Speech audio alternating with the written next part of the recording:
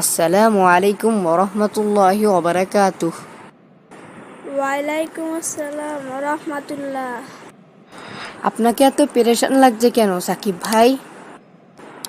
কি বলি ভাই, আজ আমার রেজাল্ট দিবে। এতে পেরেশানির কি রয়েছে ভাই? যদি কখনো পেরেশানিতে পড়েন তখন এই দোয়াটি পড়বেন, হাসবি আল্লাহু লা ইলাহা ইল্লা হুয়া আলাইহি তাওয়াক্কালতু ওয়া হুয়া রব্বুল আরশিল আযীম। এ দোয়াটি পড়লে পেরেশানি দূর হয়ে যায়।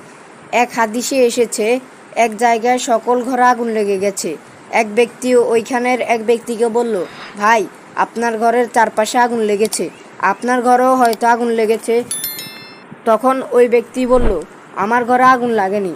তখন অন্য ব্যক্তি বলল, আপনি কিভাবে নিশ্চিত হলেন? তিনি বললেন, রাসূলুল্লাহ সাল্লাল্লাহু আলাইহি ওয়াসাল্লাম আমাকে একটি দোয়া শিখিয়ে দিলেন। তখন ওই ব্যক্তি পুনরায় ওই স্থানে গেল আর দেখল ওই ব্যক্তির ঘর ছাড়া সব ঘর জ্বলে ছাই হয়ে গেল। এই ঘটনা থেকে বোঝা যায় আপনার উচিত পেরেশানির সময় দোয়া পড়া।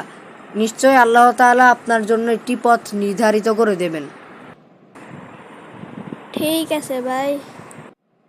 প্রিয় দর্শক মণ্ডলী ও ছোট্ট বন্ধুরা, আপনাদেরও উচিত পেরেশান হলে উক্ত দোয়াটি পড়া।